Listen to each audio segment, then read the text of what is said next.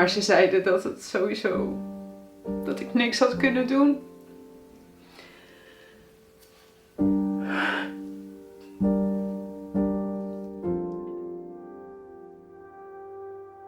Hi allemaal, Dutchies to be. Nou, ik hoop dat ik het een beetje droog kan houden, deze video. Het is de laatste video van 2023 en ik had een ander soort video gepland dan wat ik nu opneem. Maar soms loopt het leven anders dan verwacht en anders dan gepland. Vandaag, nu ik dit opneem, is het 8 december. En precies een week geleden, op 1 december, is Veggie overleden, plotseling. En hij zit nu hierin. Ik zal hier straks meer over vertellen. Maar niet alleen Veggie is overleden. De dag voordat Veggie overleed had ik ook een crematie van een soort van bonus opa.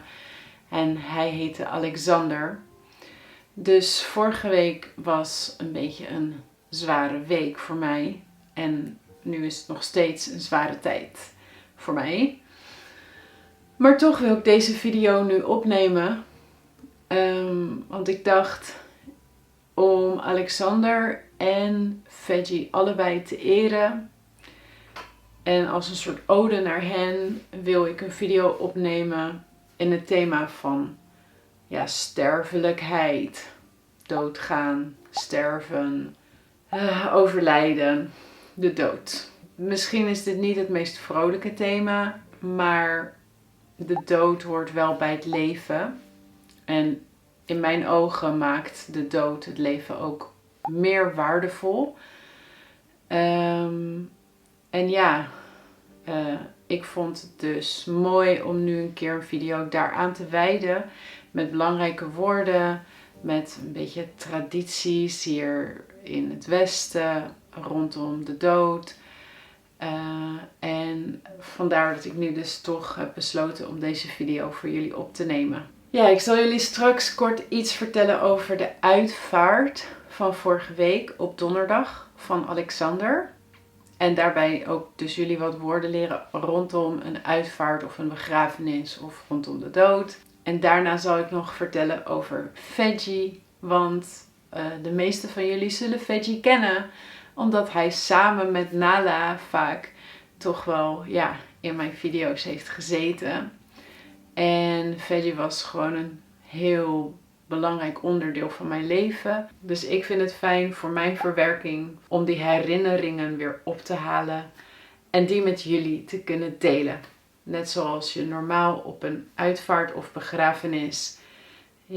Dat mensen verhalen vertellen over de persoon die is overleden. Nou ja, dit is dan zeg maar mijn versie daarvan. En ik heb ook hier 3 teksten over geschreven. Over het thema leven en dood. En die zijn alle 3 te vinden op mijn Patreon pagina. Dus als je nog meer wilt lezen of luisteren of de woorden wilt oefenen. Dan kun je de links daarnaar in mijn beschrijving vinden. Vorige week donderdag ging ik dus naar de crematie of de uitvaart van Alexander, mijn soort bonusopa. Het was de vader van een aangetrouwde tante. Maar ik zag hem wel regelmatig. Het was zo'n lieve man. Echt ook een levensgenieter. Echt een voorbeeld voor mij om gewoon alles uit het leven te halen. En hij had niet zo'n goede gezondheid, maar hij liet zich er niet onder krijgen. Het was echt een sterke man. Met een sterke wil. Met levenslust. En hij is dus 90 geworden. Dus dat is een fantastische leeftijd. En die crematie die was vorige week. Of de uitvaart. Een crematie is eigenlijk specifiek als iemand gecremeerd wil worden. Ik zal straks uitleggen, je kan ook begraven worden. Maar de uitvaart is de soort van ceremonie waar mensen naartoe kunnen komen. En dit was nu in kleine kring met alleen nabije familie en hele goede vrienden. Meestal wordt er dan iets verteld over de persoon, zoals ik al zei. Dit keer ook natuurlijk. Hele mooie woorden zijn er gesproken. Nou, dan is er tijd voor de nabestaanden om afscheid te nemen van de persoon die overleden is. De overledene, die ligt dan vaak in een kist opgebaard. De kist was nu dicht. En dan kun je ook elkaar condoleren, of in ieder geval de nabije familie condoleren met het verlies. Je zegt dan bijvoorbeeld gecondoleerd met Alexander. Hey! En Nala komt er nu bij. Of gecondoleerd met het verlies van Alexander of van je opa, je man, whatever. Maar dat kun je zeggen op een uitvaart. Of als iemand is verloren of een kat is verloren. Ja, dan kan je die persoon op die manier condoleren. Ja, bij de kist lagen heel veel mooie bloemen. Dat is ook traditie hier. Dat je bloemen brengt. En die kunnen dan bij het graf of die kan de familie meenemen. En meestal dragen mensen hier zwart naar een uitvaart.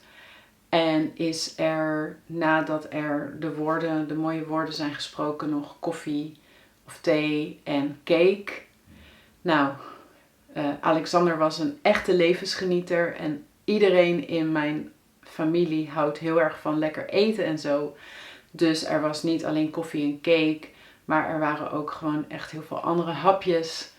En voor mensen die een wijntje wilden, was er een wijntje. Om toch nog te proosten op Alexander en zijn leven nog een keer te eren eigenlijk. En sowieso in het algemeen het leven te vieren.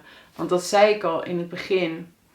De dood is een zwaar onderwerp en er zijn ook veel mensen die er niet graag over nadenken of over praten.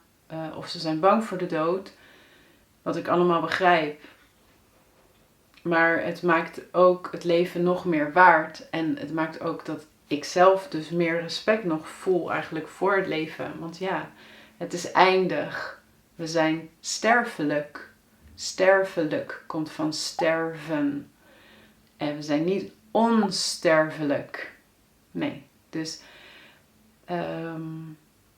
ergens is het ook altijd een moment weer om zelf nog meer het leven te vieren. Als je ziet dat er weer iemand is overleden, is gestorven. Ja, ik zei net al, Alexander wilde gecremeerd worden. Dus dan heet dit een crematie. Andere mensen willen liever begraven worden. En als je begraven wordt, dan gaat jouw lijk in een kist in de grond. En dan wordt er dus een graf gegraven in de grond. Daarom heet het begraven, want je graaft een graf. En dan lig je op een begraafplaats. Dus de plaats waar mensen worden begraven.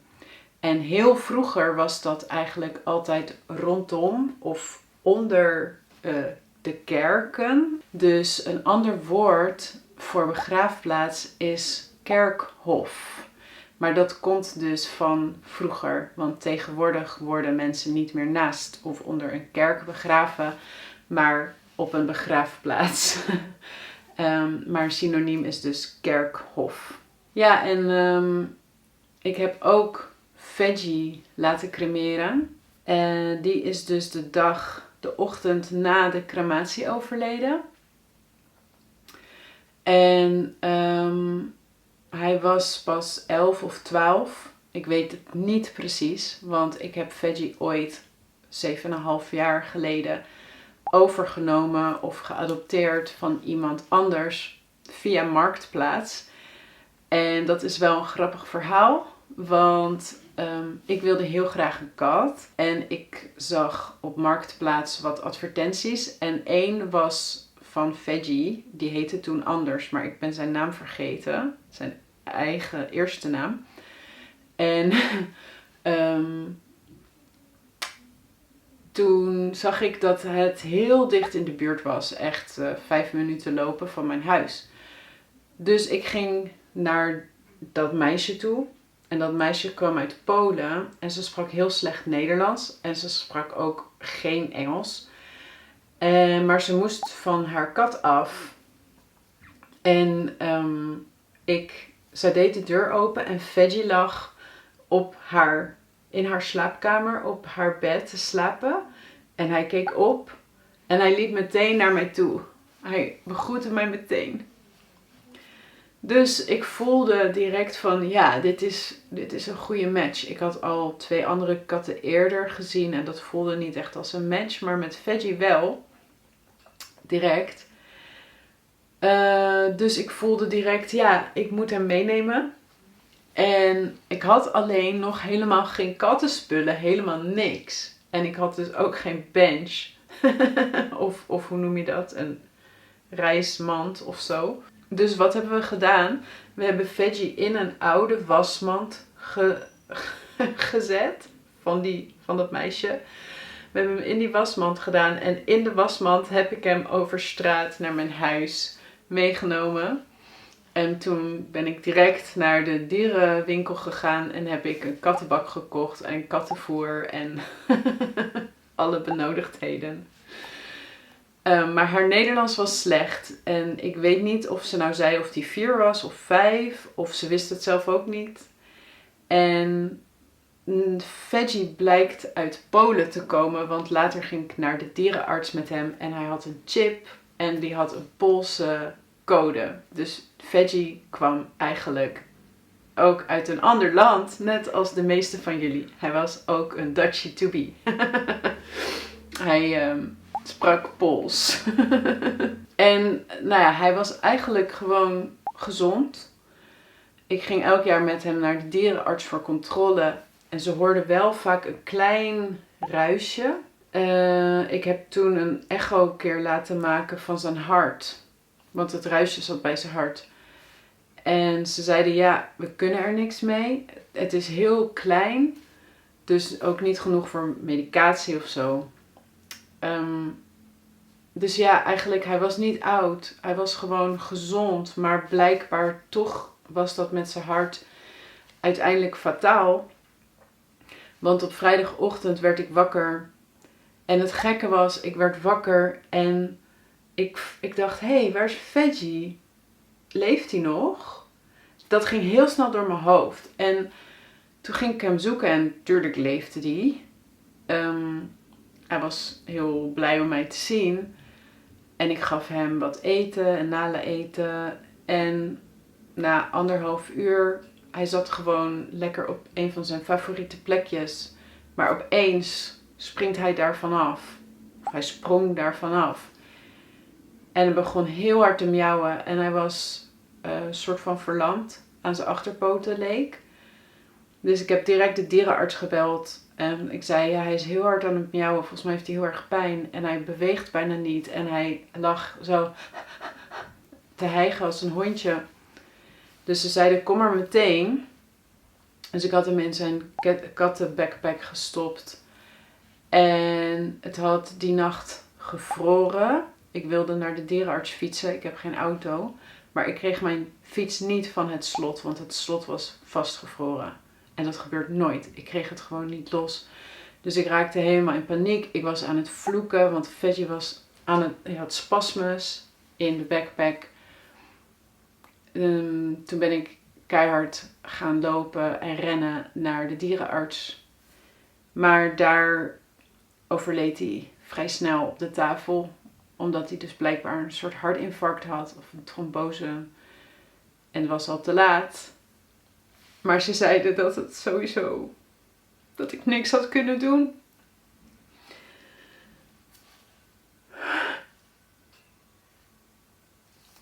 In elk geval...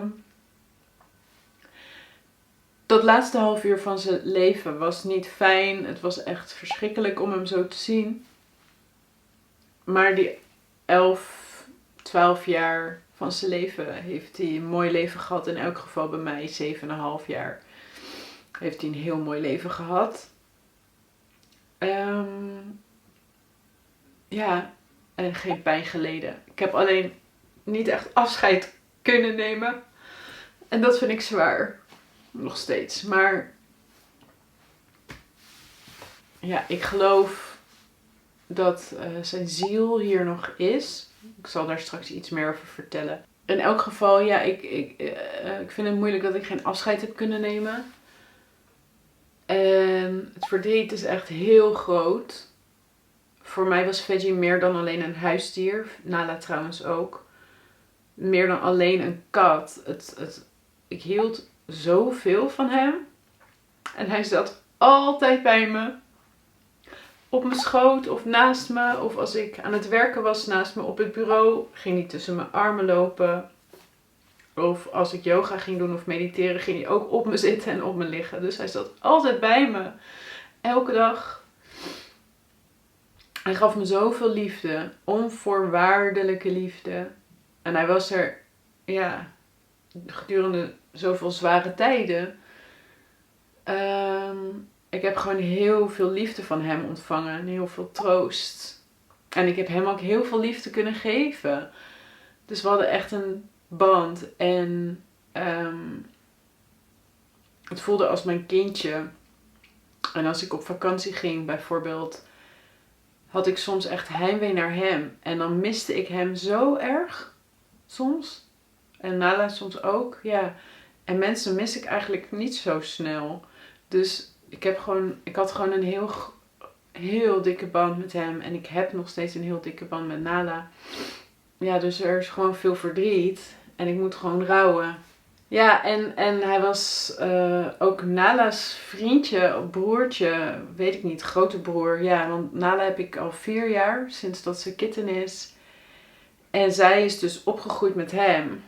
Zij is nu ook opeens alleen. Zij waren gewoon vaak samen, lekker samen aan het knuffelen, samen slapen in hun torentje of op de bank of samen op mijn schoot. Of ze waren aan het spelen, elkaar aan het schoonlikken, soms ruzie aan het maken, dat hoort er ook bij. Ja, dus voor haar, zij is nu ook zonder Veggie en ik merk dat ze nu veel meer bij mij komt en nog meer met mij wil knuffelen. Dus voor haar is het ook wennen.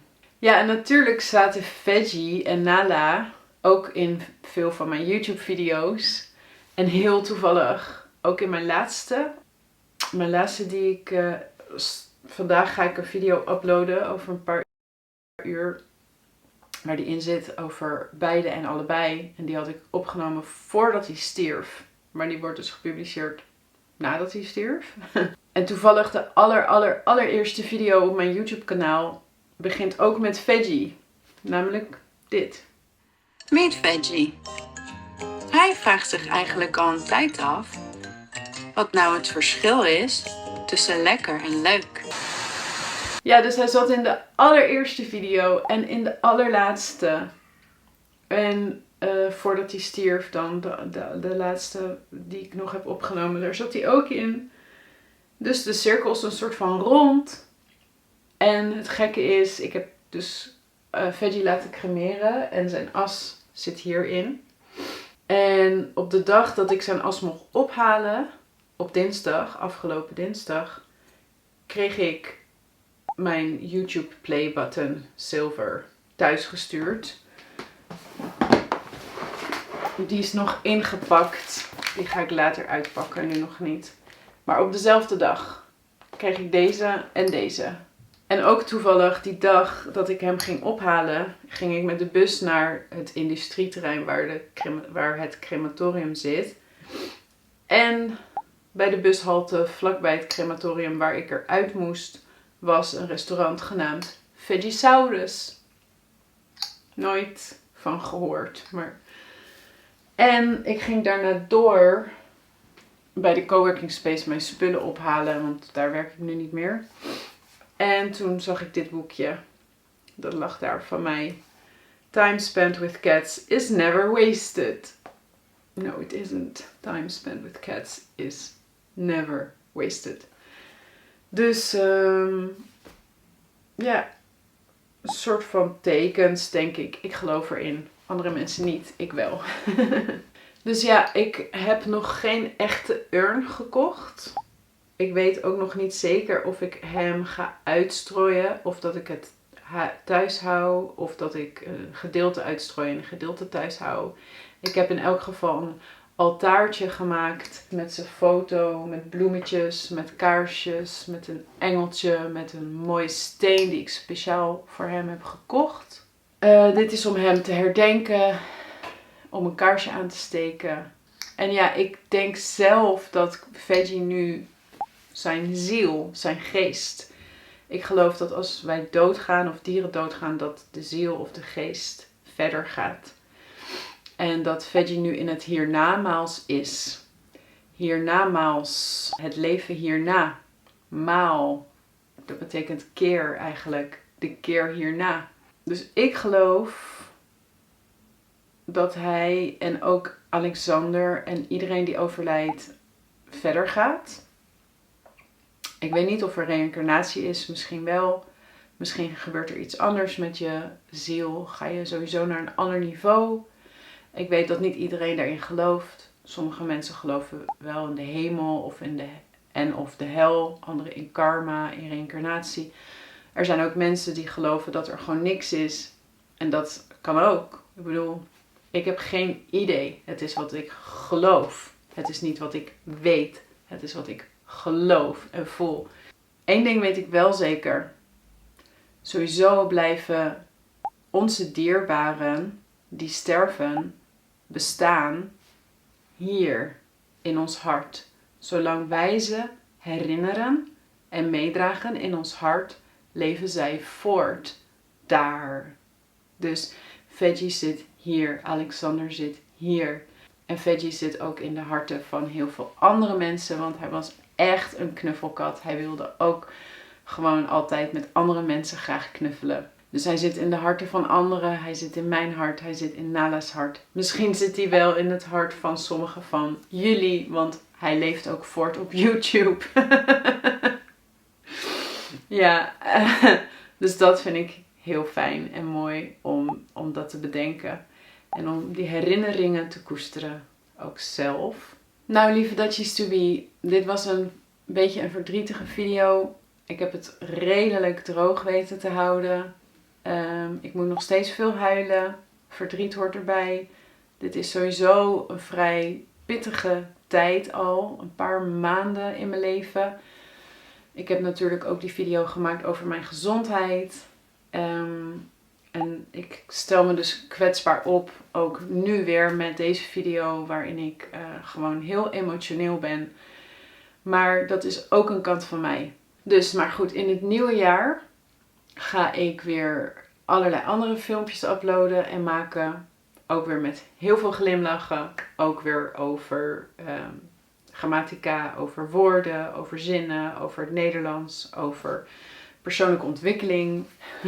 Allemaal bijzondere dingen. Verder ben ik eigenlijk benieuwd naar jullie gedachten over het hiernamaals of over sterven.